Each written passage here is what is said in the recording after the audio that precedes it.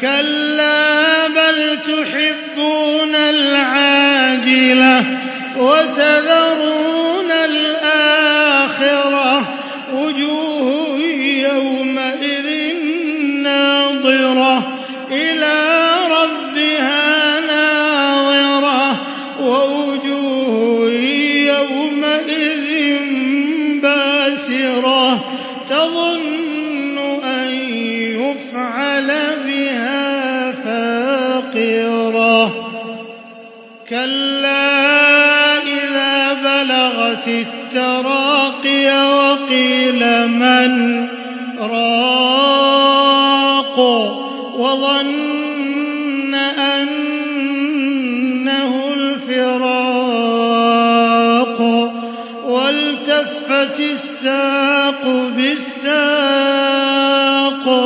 إلى ربك يومئذ المساق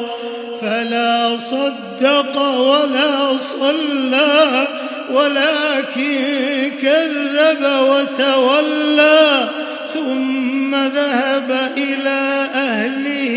يتمطى أولى لك فأولى ثم أولى لك فأولى أيحسب الإنسان أن يترك سدى ألم يك نطفة من مني يمنى ثم كان علقة